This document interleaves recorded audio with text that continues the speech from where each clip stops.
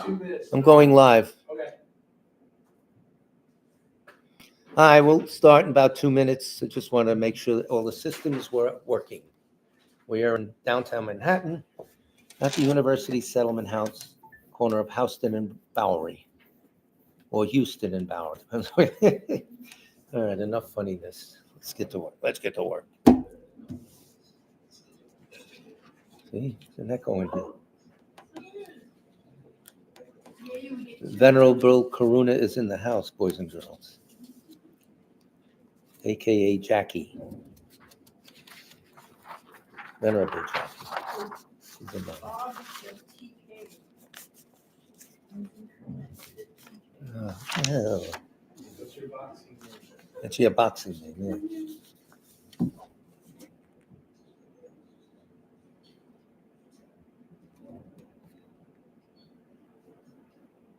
One minute. Now they turned on the air. Before it was hot, now it's cold. Good sound.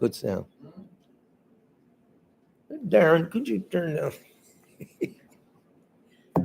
Oy.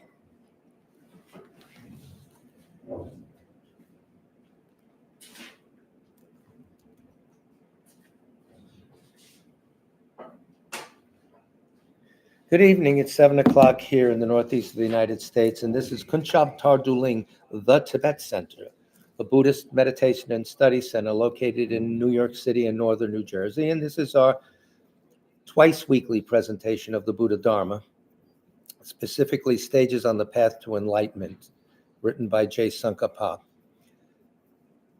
If you have a problem with the sound, the picture, etc., text me right away, or Darren Smith, who's in the room with us. All the prayers we say are on the website under the FAQ section. Scroll down to prayers. And if there's anyone for whom you want us to pray for who has passed away, or any group or whatever, mention their names in the chat box. I have a small chat box here that Darren has one. 67, well, later on remind me, or else text it in. We have an active electorate now in the house. So we'll start. Prayer for the spreading of the teachings throughout the length and breadth of the West. By the force of the blessings of the non-fallacious three precious gems, and of the truth of our pure selfless wishes, may the precious Buddhist teachings flourish and spread to the expanse of all areas throughout the length and breadth of the West, for all the people living there together with their near ones, who have engaged in the teachings and have faith and respect for them. May all conditions adverse to their practice of the pure Dharma be dispelled, and an excellent collection of favorable conditions increase like the waxing moon. And especially for those who work on methods to accomplish the flourishing and spreading of the victorious one's teachings, which are the source of benefit and happiness, may they never be oppressed by masses of interference and adverse conditions, and may this spontaneously happen just as we have hoped and wished. The Heart Sutra. Thus have I heard once. The Blessed One was dwelling in the royal domain of the Vulture Peak Mountain, together with a big gathering of great monks and great bodhisattvas. At that time, the Blessed One entered the samadhi which examines the dharmas, called profound illumination. And at the same time, noble Avalokiteshvara, the bodhisattva, Mahasattva, looking at the profound practice of transcendent knowledge, saw the five skandhas in their natural emptiness. Then, through the inspiration of the Buddha, Venerable Shariputra said to Avalokiteshvara, how should those noble ones learn who wish to follow the profound practice of transcendent knowledge? And Avalokiteshvara answered, Venerable Shariputra, whoever wishes to follow the profound practice of transcendent knowledge should look at it like this, seeing the five skandhas and their natural emptiness. Form is empty, emptiness itself is form. Emptiness is not separate from form. Form is not separate from emptiness. In the same way, feeling, discriminating awareness, compositional factors, and consciousness are empty. Thus, all the dharmas are empty and have no characteristics.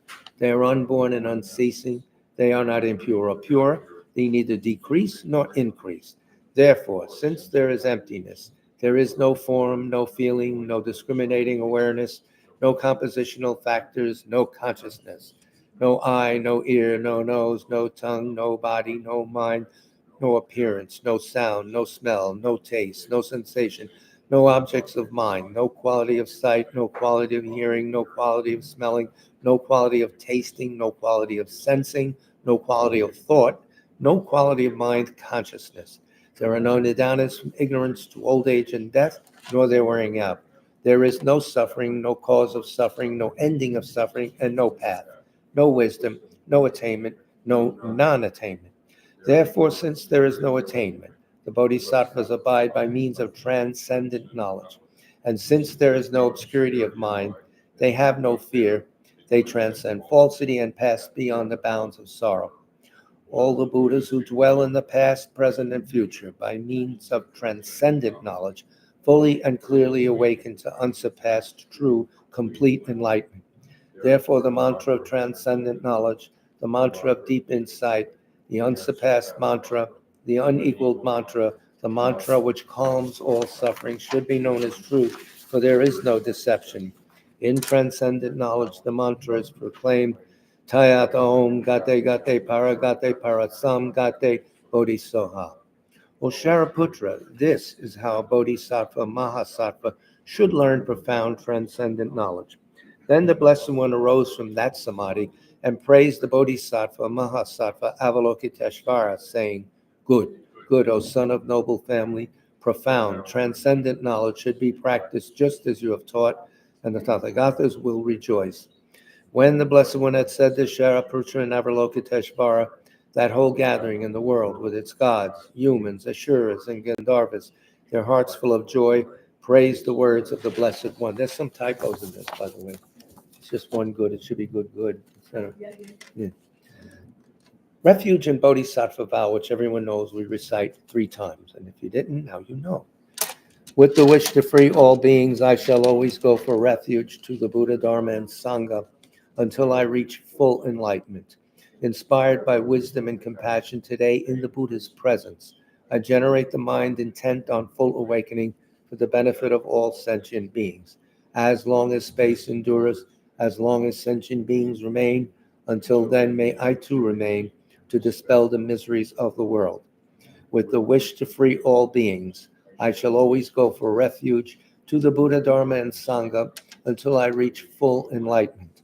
Inspired by wisdom and compassion, today in the Buddha's presence, I generate the mind intent on full awakening for the benefit of all sentient beings. As long as space endures, as long as sentient beings remain, until then may I too remain to dispel the miseries of the world. With the wish to free all beings, I shall always go for refuge to the Buddha, Dharma, and Sangha until I reach full enlightenment.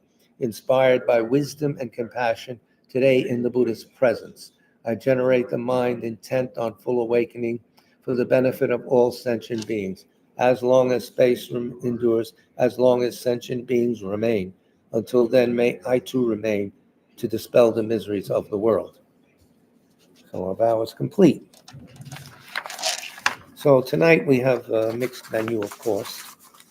The appetizer will be praise for dependent relativity. That's the prayer His Holiness had recommended that students of the Tibet Center say as much as you can and understand, study it, whatever, as a cause for the quick return of Rato Chungla Rinpoche. As you know, Rinpoche memorized that prayer and said it every morning when he woke up, recited it from memory. We have 2 versions. I have a version here, and we also have a version which we texted to everybody. It should be on your phones if you don't have it. I'll read from that. We're doing just verse 5. The enumeration, by the way, in this commentary that I have is much different from the Gavin Kilty translation, but the same meaning is there. So I'll read the specific meaning that we're going to converge on tonight. And he's tagging it in this text as verse 5.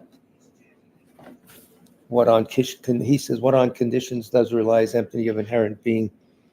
The translation here in the 4th verse, he changed the numerical sequence, etc. But he put some verses are put together and made one. So anyway, the meaning is this: whatever depends on circumstances is empty of nature. What greater teaching is there than this? That's it. Those two things. In other words, write out. Dependent arising is the greatest teaching. It's the best thing you could encounter. Why? So now we'll read from a commentary by Venerable Graham Woodhouse and Venerable Lutang Gyatso, who founded the debate school in Dharamsala. This is page 37 of this commentary called Sankapa's Praise for Dependent Relativity. There it is, folks. Available in fine stores everywhere. You can get it, Namse Bangso bookstore, etc. Venerable Mark, how are you? Yeshe Mark has anointed us with his presence. So, on this verse, consider how we ordinarily act. They're going to give you very practical information now. So it'll be a very relaxing class tonight. It's holiday season. We don't want to be stressed, etc. Volume is low, according to Bob. We're getting that. Anyone else has low volume? Check your ears and report back. You should have two. I'll roll this up. No, it's that. I rolled it up. Has nothing to do with it. Yeah, that's on high. There it is. It's pretty good. So consider how we ordinarily apprehend things to exist. We're talking about walking around reality every day, right? Do we not naturally feel that the self and the everyday objects around us are established from their own side? That they are each substantial and concrete entities that exist in and of themselves? Do we think that way? I think you do. Think of how we apprehend ourselves when we are in a perilous situation. Okay, this is important. Stressful, such as when we go near the edge of a steep cliff. Clutched by fear, do we not appear to ourselves to exist independently simply by our own power? That's bringing out the innate sense of self that normally rides around in the background so we can't grab it. Extreme situations bring that out. All our perceptions are tinged with this type of appearance.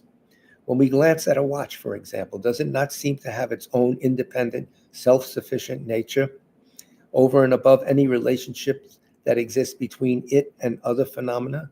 Seems to be a discrete, it's this, that's that, and boom. Right? Many schools of thought, non-Buddhist and Buddhist, and Eastern and Western, display tremendous ingenuity in how they attend to the challenge of explaining how things arise in reliance upon various conditions, as in other words, causes, i.e. causes. Most of these schools assume that things do inherently exist. The world assumes inherent existence. We do too, even though we spout something out of our minds, but deep down, inherently, we cling to an inherent existence. Inherently? No. What's the word? Instinctively. Yeah, better. Okay. According to the consequentialists, that's our school, or we would like to be our school. But that's right. You got but I couldn't pass the entrance exam, so I like to say it, but probably the first school I might not even get into. Who knows? So according to the consequentialists, however, this perception is false because all phenomena arise in dependence on conditions. They cannot be inherently existent at all. And we have to overthink again. Inherent existence means a static reality, not changing, permanent, on and on into the night. All those little characteristics. Because all phenomena arise independent on conditions, they cannot inherently be inherently exist at all. Okay. The truth of the matter is that things are not established from their own side and do not exist by way of their own power, although we instinctively think they do. We don't recite, well, just eats by its own. No, it's just there, and that's what we assume. Is that bad? Yeah, because the root of all suffering depends on that stupid misperception of ours. Do with it what you want. Understanding this precisely and thoroughly is the way to depart from all the troubles of this transitory world. So this is high stakes. Come on. This is it. This understanding is also vital to the present, to our everyday lives. You bet. We may check to see whether the claim is true that whenever we are thrown off balance by a negative emotion such as attachment, envy, impatience, or rage, the reaction is always triggered by a moment of false grasping. Now, this occurs like that. But if we can start thinking along these lines and condition our minds to see what triggers this, you son of a bitch, and all that stuff, false grasping, an assumption of the status of the object or person that's not there. Don't look at me. I have falsely grasped everything. But I mean, just that's what they're saying. So that's the work. Your computer suddenly twitches. Well, it does more than that. It suddenly twitches. You lose a bundle of precious data, and your anger comes blazing forth. Right? But just concentrate on the very first moment of the sequence of your negative reaction. If you're good, you practice. Did you not, in that instant, entirely forget the web of causes and conditions and apprehend yourself and your computer to exist completely by their own power? Oh, yes, as I threw it through a plate glass window. No. What brings you back down to earth is the recollection of that web of causes and conditions. You think, oh, yes, I forgot to save the document. That's what nice people do. They're gone to things right through the window if it was mine. I'm sorry. It's only an imperfect machine after all. Now, that's a royal person right there. Anyway, we're burlesquing it a little to get the point across. So maybe you lost the point. The greatest regard is due to all these religions, paths of practice, and systems of knowledge that inspire people to live in the better halves of themselves and contribute to the welfare of others. The following few remarks intended to bring out the broad principles of Buddhist thought by contrasting them with other ideas are therefore in no way intended to disparage anyone else's convictions, religious or otherwise. And those are going to show you the difference between a theistic viewpoint and a non-theistic viewpoint, etc. But for the sake of discussion, for the sake of illustration, not for the sake of denigrating. So disagreement with others' views should not be taken to imply any lack of tolerance or respect. Intolerance is when one is not allowed to disagree. Look around you, the whole world's that way. Okay. They continue, the two venerables continue. Many traditions accept that the world was created by God, and God's existence is not generally understood to be under the influence of causes and conditions. That's the idea. If the origin of God is discussed at all, the consensus seems to be that he or she is eternal and self-created, abiding beyond fluctuation and instability. A solid rock we need, right? There was no God, we'd invent him, one philosopher said. I remember there's a book to that effect years ago, remember that? So these types of traditions point to cause and effect relationships when trying to explain how things come about and how they exist. A certain type of cause and effect. Tracing the causes backward, they arrive at a primordial being who stands outside the realm of change, an ultimate source from which all other phenomena derive their inherently existent natures. And then you have also the prime mover in Aristotle's presentation. I mean, we had to study that in school. Anyway, some schools that accept reincarnation view the concept of I or self in a similar fashion. I'm talking about Buddhist schools now. According to their reasoning, we observe ourselves reading, eating, and working, and tracing these actions back to their source, we arrive at the self. It is the I that causes these actions to be performed. All right? The source of our actions, they argue, has to be something substantial and truly existent, even unchanging. If the I is forever changing, how can we speak of any identity that goes from one life to the next, right? Amid the constant fluctuation of death and rebirth, it seems necessary to posit a changeless inner essence. I know my body goes, but my mind is that's right, it's continuing, and this I goes along with it, right? However, when we look closely at the implications of these assertions, we may find that they create more problems than they solve. Are not a God who has yet to create the universe and a God who has already created the universe necessarily different? If they're unchanging, then they can't create. To create is to change, right? And is it not a case of the former changing into the latter, just as a childless woman changes in some way when she becomes a mother? A God that is changeless and a God that creates the universe, therefore, seem to be incompatible. An unchanging I is equally problematic.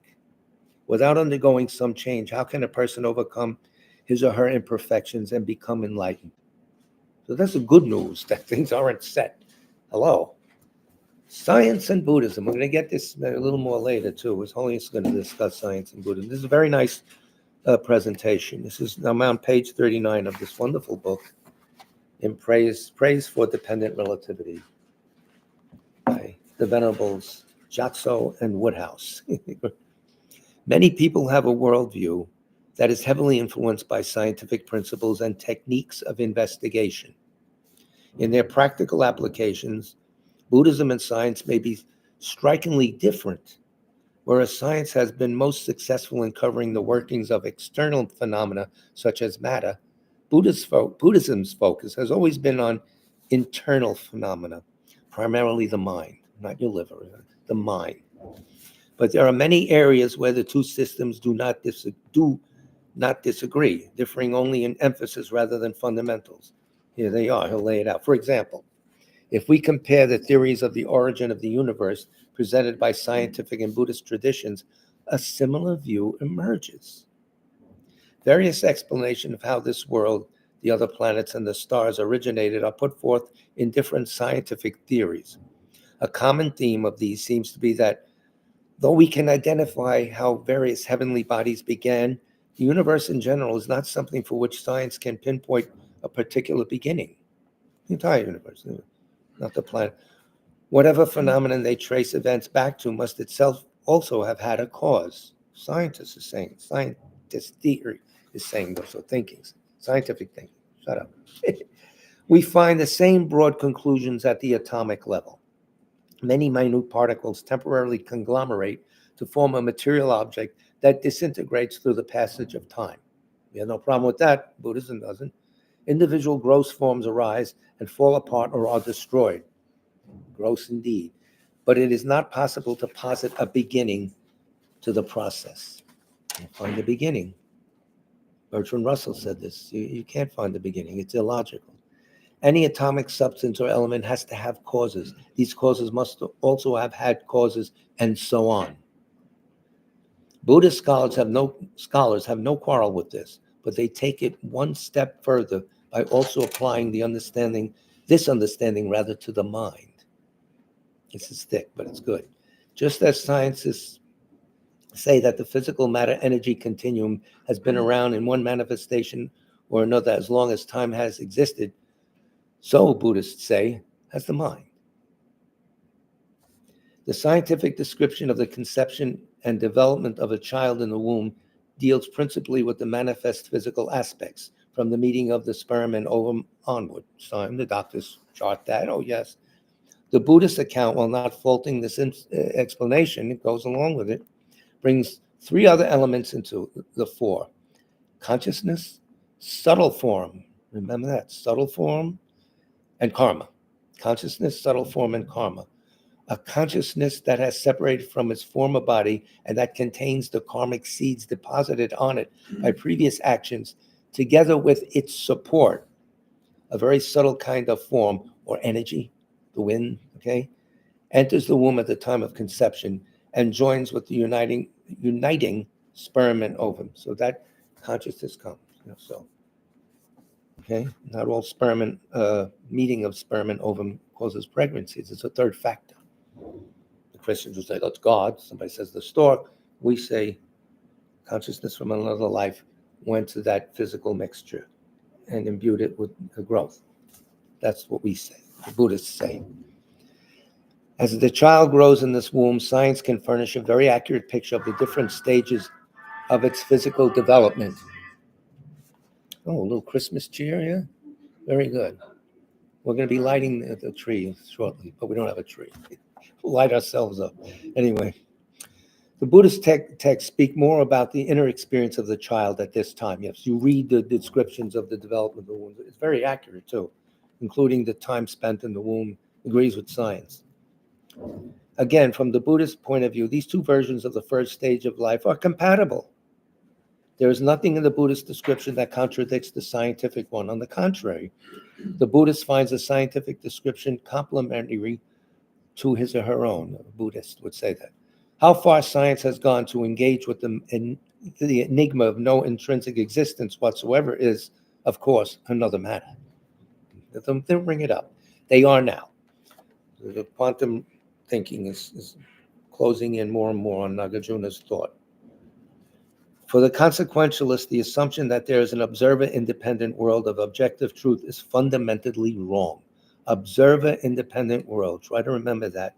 And they challenge this view head-on. Many scientists today incline in the same direction. Others accept the possibility of pure objective truth. The quantum people say now they call the experimenter not an experiment anymore. They call him a participant. The observer is part and parcel of the observation that's going on. It's not something happening here, observer there. That's very thick. That's very heavy. Why do I use the word thick? That's very critical. So you can read people like Carlo Rovelli, something like Carlo Rovelli. I can't remember. I mix him up, him and a few others. Alan Wallace, we'll talk about this nicely. The greatest difference between Buddhism, and actually you could also look at His Holiness Dalai Lama's Mind and Life series when some of these quantum physicists talk, very interesting. The greatest difference between Buddhism and majority scientific opinion concerns the mind. All right, scientists study physical things, but they're coming around. Science has indeed enjoyed great success in understanding and manipulating matter. On the basis of that success, scientific materialists try to explain everything in terms of the interaction of matter or physical energy. That's it. Many view the mind as an emergent property of the brain. Yeah, no brain, no mind. That's it. Okay. Buddhism does not agree with that. Even though the mind displays irreducibly different properties from its physiological correlates. Even though the mind displays irreducibly different properties from its physiological correlates. It's different. What Buddhists say, I'll just put in, is that the consciousness is conditioned by the mind. It's not created by the mind. And there are people who arise in certain bodies, non-gross bodies, and walk around and they cognize things. The mind goes with that.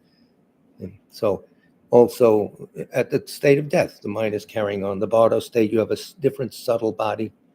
So this whole idea is on and on, but I think scientific materialism is declining. There's been a lot of screaming debates about it, which I didn't take part in. I remember one that Alan Wallace had with this British deacon or a religious person, and he was criticizing Wallace for denigrating the church. And Wallace was just presenting the theory, that's all. So that was a while ago. So on page 41, the two venerables continue. Idealists argue the opposite. They try to assimilate matter to mind.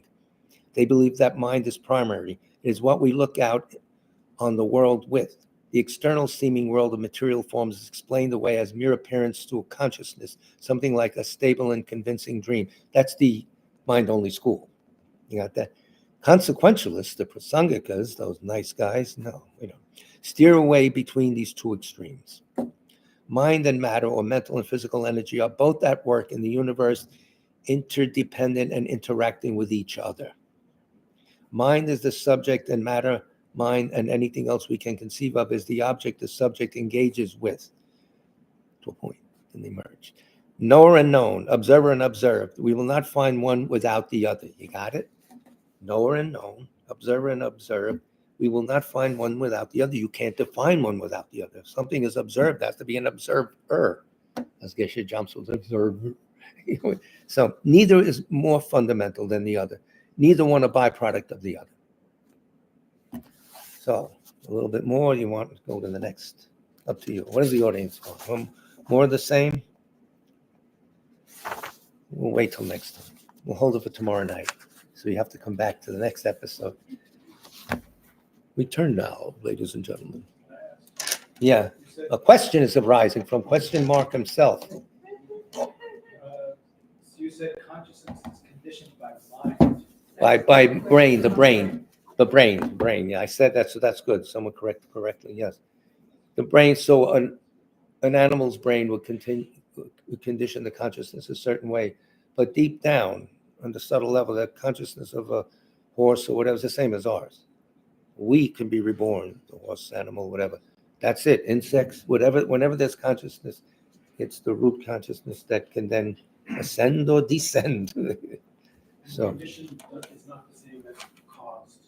no, condition is not the same as cause. Cause of is a previous moment of consciousness. Remember your homework from Geshe Damdal's class? That's right. Because a physical thing can't cause an immaterial thing. Physical, the consciousness cannot be caused by something physical. It's out of type. It's incongruent. That's the word I think they use. So, so If mind is conditioned by consciousness, then by the brain. how is the mind defined? How is the mind Defined. What is the defined? definition Clear of and mind? knowing. Clear and knowing is the classic, and that we'll get to down the road. What they mean by clear, what they mean by knowing. You have it with you right now. For instance, a simple thing you can do, you can watch your breath, right? Everybody does, oh, let me calm down and watch my breath for 10 minutes. You could do that, but in the background, there's an awareness going on that you can watch the breath with. That awareness, go with that. That's around all the time. That's your down to the bottom primordial mind. But it's something silly, but it's not. What can I say? Try it. Try it. It's very hard to do. It's not easy. You can watch your breath. Oh, I forgot. I'm thinking about baseball or some back breath. But underneath that is a knowing. That's the prime mind, something deep that you can find in your own home with simple tools. So now we return to the scene of the crime. This wonderful series that's going on, the modern Lam Rim. And if you notice, His Holiness is true to form. He mixes mundane topics, simple topics, and underneath emptiness, back and forth, fluctuating all the time. He doesn't teach traditionally. Now we're studying compassion. Bing, bing. He has that, and then underneath, he mixes emptiness, always fluctuating the way our minds work. This is a very nice technique. It's not traditional. Some of the traditional lamas find it, well, His Holiness is hard to follow. It said on the Dalai Lama said, I don't know if that's praise or not, but anyway, that's what we do. And I remember the previous Ling Rinpoche saying of this Dalai Lama, the right Dalai Lama at the right time. So he saw that this one is going to modernize according to the world. In this book, you'll find things, it goes along with our theory here of the Tibet Center, which we invented. I don't want to show off. Attention deficit meditation. This is our specialty. Because he's got like the equivalent of fast cuts. He goes, then it's this, then it's that. And you're drawn in. He's got you hooked. It's very nice if you spend a little time with this book before you fall asleep, which I do. Because instead of doing it with espresso, I do it before I go to sleep. I'm going to read the book. I wonder with the cat scratching it. Anyway, study, reflection, and meditation, right? Hearing, thinking, study, you could say hearing, thinking, and meditating.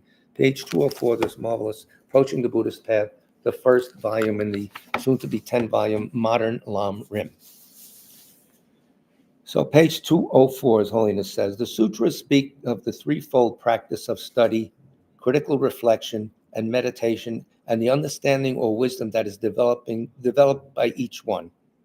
Individually and together, these three enable us to practice skillfully, avoid pitfalls and detours, and gain liberated realizations. Those three things, necessary components. Do you know how this book came about? Tupten Choja in the beginning talks about it. His Holiness, every time they brought up a topic, would bring in experts. Geshe Damdal was around a lot, his brother. And they would, Tupten said, they go on in Tibetan, and then finally someone would translate. This is what the conclusion. So His Holiness, even though he knows all this, I'm sure, I think he's a Buddhist, so he went to others, got their opinions, got their way of presenting things sometimes. So you have a broad view. This is like a consensus of the best minds in Tibetan Buddhism at this time that produced this volume. And of course, His Holiness directs it, like the conductor with the different sections of the orchestra, it's marvelous. The more you get into it, the better you feel. So try it, friends. No, never mind. So the three things: hearing, thinking, meditation, study, reflection, and meditation, whatever you want to call it. Study. In ancient times, the Buddhist teachings were passed down orally, right? Not everyone could read. So the first step in learning was to hear teachings. Well, now we can YouTube them. We can get books of them, whatever. Come in contact with it, all right? The broader meaning of hearing, Shruti in Sanskrit, includes all forms of study, including reading and new forms of learning. Studying the sutras and tantras, as well as treatises and commentaries by later sages, gives us the necessary information to know how to practice. Without the first crucial step, we risk making up our own path or practicing incorrectly. And you've seen this as people mouth off about this or that. And that's the point, even at the beginning level. Many people are eager to meditate, which is commendable. But without proper study, they run the risk of going astray. They will not know how to meditate correctly, even if they have a strong aspiration to do so. Studying the teachings on emptiness, we learn the reasonings that prove phenomena are empty of inherent existence. Study reveals different perspectives on a topic, thereby increasing our mental flexibility and acuity. See how he shifted this and that, drops this, drops that. It's got you hooked. You should work on Madison Avenue. Then, when we contemplate and meditate, we can look at the topic from many angles and see connections among diverse points. And he's training us to do that as we read. Wonderful book. Knowing the paths and stages on the path to awakening enable us to assess our own progress when we are not able to consult our spiritual mentor, which for us is mostly, we're not living in India where these mentors are running around, have office hours. We have to go to Queens, that exotic place where Mark resides. Hearing is not dry intellectual learning, except when I go to it. It is dynamic and sparks transformation in our mind. That's the purpose. Don't look at it as a dodge. This is the thing that's going to make you happy forever and make others happy, because you can take this information. So what could be bad, right? One Lama said that it is better to study scriptures 1 month than to do a 1-month retreat meditating on and reciting the mantra of Manjushri. Probably that discussion took place in his, gathering there. This illustrates the importance of study to gain wisdom. The Dharma is vast, and we should continue to learn its various aspects our entire lives. Our bodies may become old, but our minds can still be young and full of enthusiasm for learning. Whenever I have time in my busy schedule, I read one of the great treatises. Even if I have studied it many times before, new aspects are revealed with each reading. Everything is new to me. Something to keep in mind when studying the Dharma is that many words have multiple meanings, and this is very important now for our own practical use. Multiple meanings that differ according to the context, and this repeats on all the topics he talks about. The Tibetan word rikpa, for example, is translated as awareness or cognizance in the context of the mind and awareness teaching, the low rig and whatever, right? But in Dzogchen, it refers to the subtle mind, rikpa, clear light, the subtlest mind, right? Bliss has different meanings in the context of serenity meditation and highest yoga tantra. So the pliancy, the bliss appliance is not the same as highest yoga tantra's immutable bliss, or whatever they call it. I don't know. Mahasukha, whatever they call it. Next stop, reflection. All right, you heard. Now, what is this? Sorting it out now, the reflection state, right? Having studied, yes, we must think about what we learned. This involves investigation and critical analysis to ascertain the correct meaning, which engenders deep conviction in the veracity of the Dharma. This is making it your own. So, reflection may be done quietly on our own or together with others, which is very nice. We can do things like that. Really wonderful. Discussing and or debating the teachings. You could also, on your phone, text everybody with this and that. For this reason, Tibetan monastics engage in rigorous debates that are often entertaining as well as educational. If you speak the language, that is. Otherwise, sometimes we believe we understand the topic well, but discover we don't, because when someone asks us a question or challenges our assertion, we don't know how to respond! Exclamation point. The Sutra Unraveling the Thought, Samdini Nirmakana, whatever it is, explains 4 principles, and now this is heavy, okay? Very important. 4 principles that are useful to understand the phenomena, such as the mind, from different perspectives. Anything you use, these 4 principles organize your thinking, okay? And this with regard to everyday reality, everything. The principle of nature or reality. Things are, that's it, that's its nature. Includes examining realities commonly known in the world, such as water's wetness, fire's hotness, for instance. That's it. What's the nature of fire? It's hot. That's it. No more discussion. So you start with that base. These are progressive. Inconceivable realities, such as the Buddha's ability and the abiding reality, emptiness. These are natures. They're there. The abiding reality. Again, here he goes. Emptiness, by the way. Hello, emptiness. Shut up. I'm trying to concentrate. To understand the mind, we examine its clear and cognizant nature and its impermanent nature. Clear and knowing, clear and cognizant, and also it's impermanent, changing minute by minute. But we always have it in all stages of our being. Due to the mind's nature, two contradictory emotions or thoughts, for example, anger and love, cannot be manifest simultaneously. That's the nature of the beast. If you have a loving mind, at that point, those minutes, you don't have an angry mind. Of course, depending on the way you live your life, different karmas come up, causing different mental events, and there you are screaming at someone. So, but anyway, that's the nature of the mind is that. The next is the principle of dependence. Dependence.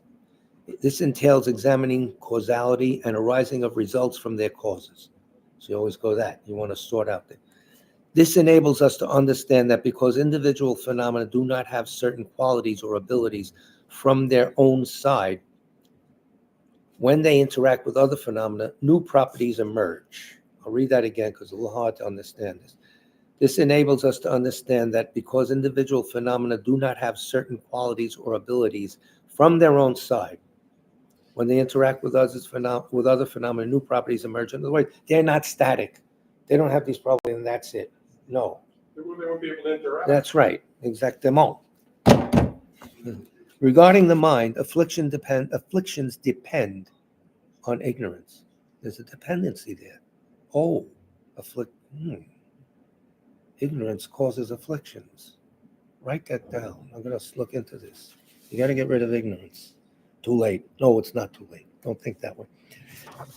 They cease when ignorance ceases, okay? Virtuous mental factors are not rooted in ignorance and do not cease when ignorance ceases.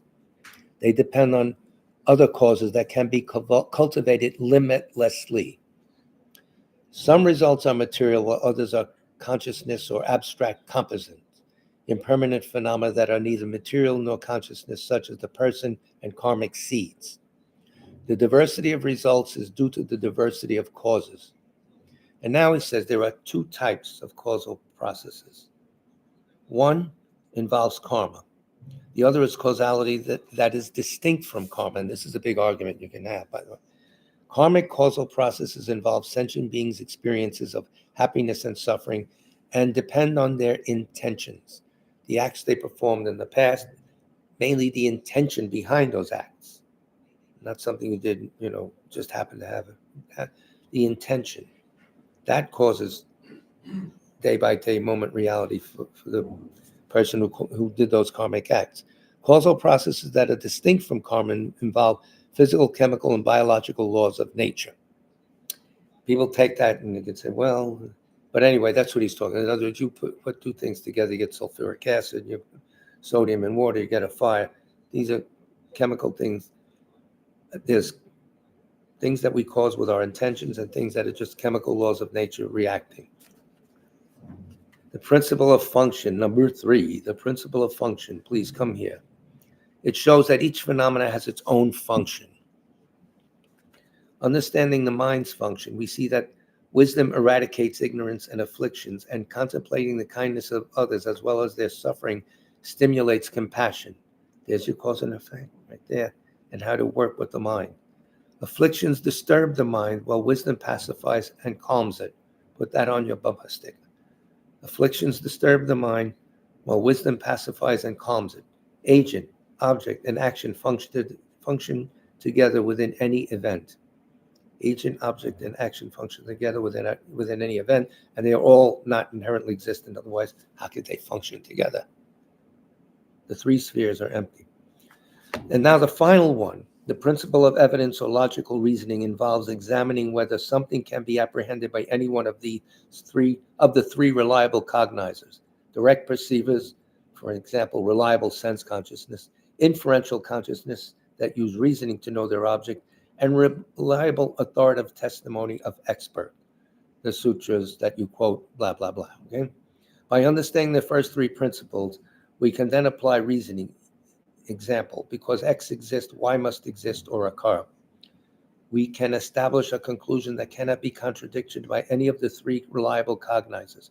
Based on understanding the above three principles with respect to the mind, we can conclude that liberation is possible and that a path exists that can bring it about. They're proving the Four Noble Truths.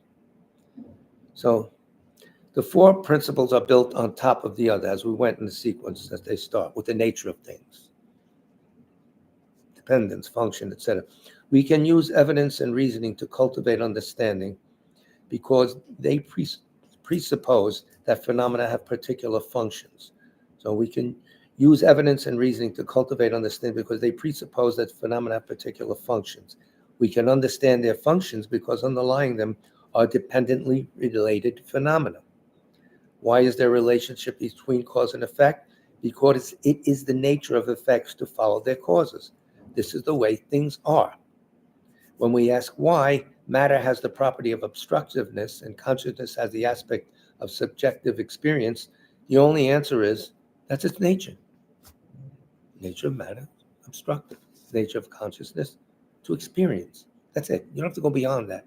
So you can start a good solid footing and then take your thinking up. To explain these four in their forward sequence, the principle of nature allows for dependent relationships to occur. And we're running time, but I'm going to do this. We won't go to the Lamra tonight. Allows for dependent relationships to occur. And these dependent relationships among phenomena provide the basis for the specific function of each phenomena. Based on the dependent nature of phenomena and their functions, we can employ the principle of reasoning to understand things that are not immediately evident. Because there is smoke, there is fire involves what? Knowing that the nature of fire is hot and burning, that fire produces smoke, and that smoke functions as evidence of fire. And a simple thing, but we apply these same four principles when practicing the four establishments of mindfulness. Many of the meditations on the body, feelings, mind, and phenomena, those are the four establishments of mindfulness. Mindfulness of the body, of feelings, of mind, and phenomena, right? Many of the meditations on the body, feelings, mind, and phenomena involve understanding their nature, causes, and functions or effect. Through that, effects, plural, through that, we can use them as reasons to know that the body, feelings, mind, and phenomena are impermanent, dukkha by nature, empty and selfless. The manner in which scientific investigation proceeds is similar to these four principles. Scientists first endeavor to understand the various properties of their object of study, their nature, right? Oh, let me see. And then examine what these objects depend on. Through this, they research emergent properties and their functions, and then apply reason to understand characteristics that are not evident. So that's the thinking part of it. That's analytical meditation, actually. Mark has a question. Can Mark, you- sign in. Can you say the four principles? Again and again? succinctly? Yes, succinctly, just the four, right in the way. I'll do his definition. You can get them in Jeffrey Humphrey. The first is the nature. Second, dependence. Nature, dependence, function, and then you go to evidence or logical reasoning. Based on those three things, then you start applying, well, this fire is hot, like you did with the smoke example. This is, you'll find in Meditation on Emptiness, Jeffrey Hobson, a little rocky. It's all over the place. And I'll try and, if I ever have time in this life, when I go to the bar, I'll look it up. What is the sort of classical way that they're referred to for? Yeah, he's calling them, what does he call them?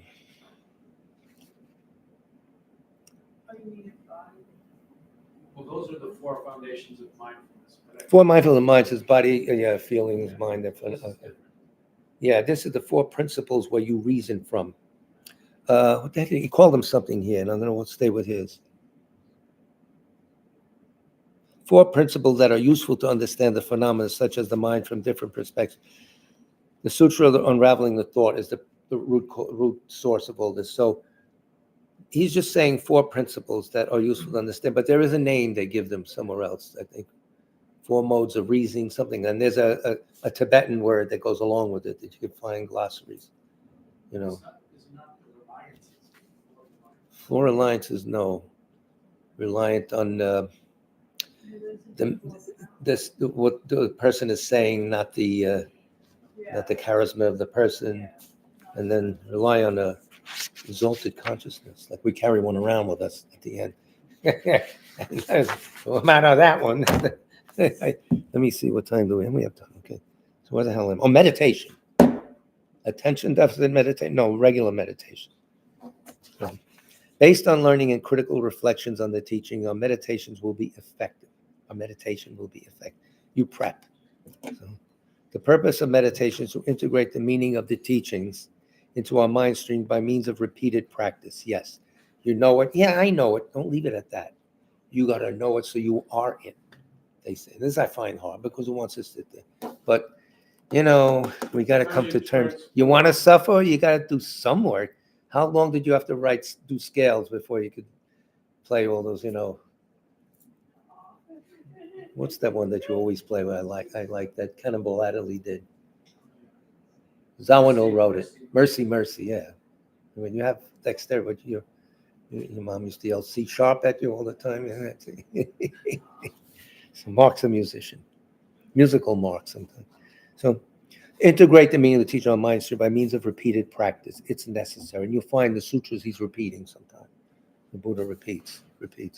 Having correct and stable intellectual understanding due to applying the 4 principles, that's what he's calling them. Principles of what, though? There's too many. You shouldn't leave it loose like that. Well, let's look it up, see what we can find. We now engage in absorption meditation. Okay, we're burning it in. This makes it a little more sense now. To familiarize our mind with the topic and transform intellectual understanding into realization. Transform intellectual understanding into realization. Whoa. Here, our meditation mainly, but not exclusively, involves stabilizing meditation done with access or full concentration. Access to the concentration itself. That's with the 9 steps. Access to the first absorption and the absorption, the second, blah, blah, blah, blah. That's technical. We don't need to walk around in that now. Just get the grid. Although analytical meditation may be applied at times, this produces the understanding arising from meditation, which has a powerful ability to transform our minds. Now we're getting to the point of all this work and verbiage. Learning, critical reflection, and meditation complement each other. Some people incorrectly think these 3 apply to sutra practice, but tantra is actualized through devotion and faith. So study and analysis are not necessary. People actually believe this. Just your guru, everything he does, blah, blah, blah. The Kadampa Geshes, who practice both sutra and tantra, used to say, when I hear teachings, I also reflect and meditate. When I reflect, I also hear and meditate. When I meditate, I hear and critically reflect. All right. They integrate them, in other words. There's no boundaries that shouldn't be there. Learning gives us general knowledge of the topic and reduces one level of confusion and doubt. Thinking about and analyzing the teachings gives us a more nuanced conceptual understanding based on reason. Nuanced conceptual understanding based on reason. Okay. Meditating integrates this understanding with our very being. We are it. Okay. In the case of realizing the nature of reality, here he goes again, slipping it in. Hearing and studying the teachings give us a general knowledge about the object of negation. The rational arguments proving that all phenomena lack inherent existence and the stages of realizing emptiness. By then contemplating and discussing what we have studied, we come to understand that the I does not exist inherently as it appears, but exists dependently. The I is empty of inherent existence because it is dependent on the 5 psychophysical aggregates and on the mind designating the I. Okay, the 5 skandhas and the mind designating. The emptiness that we have ascertained by reflection now becomes the object of meditation. In meditation, we now cultivate a union of serenity and insight on emptiness. He went through the whole path in like 2 pages. I mean, the guy is beyond the beyond. There has to be a Buddha there. There can't be anything less. I won't accept anything less.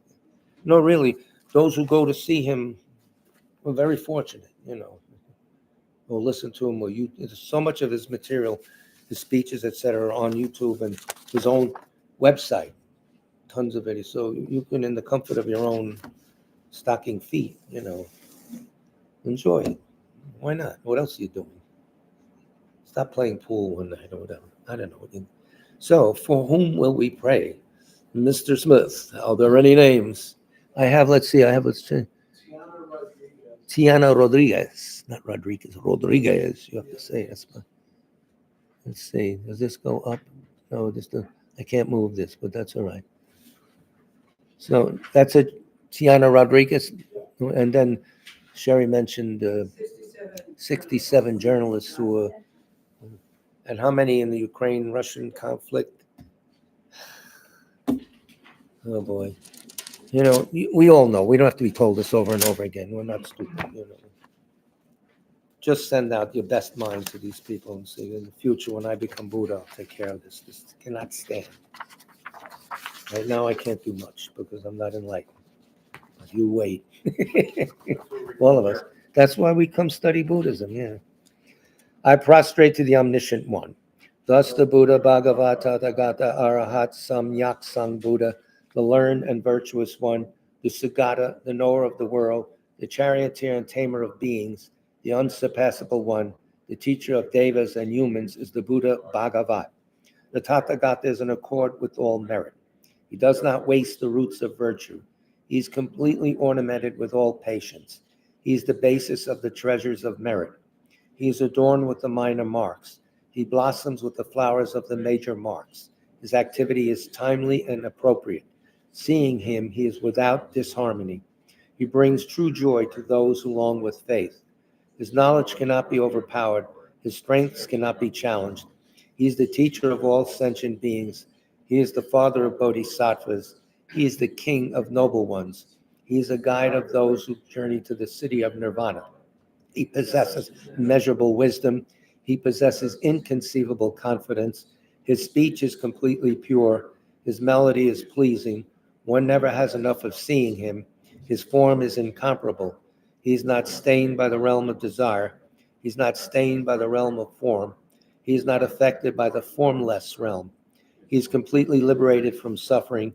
He is completely and utterly liberated from the skandhas. He is not possessed with dhatus. His ayatanas are controlled. He has completely cut the knots.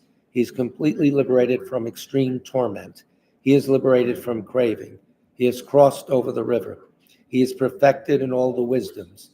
He abides in the wisdom of the Buddha Bhagavats who rise in the past, present, and future. He does not abide in nirvana. He abides in the ultimate perfection. He dwells on the bhumi where he sees all sentient beings. All these are the perfect virtues of the greatness of the Buddha Bhagavat. The holy Dharma is good at the beginning, good in the middle, and good at the end. Its meaning is excellent. Its words are excellent. It is uncorrupted. It is completely perfect and completely pure. It completely purifies. The Bhagavat teaches the Dharma well. It brings complete vision. It is free from sickness. It is always timely.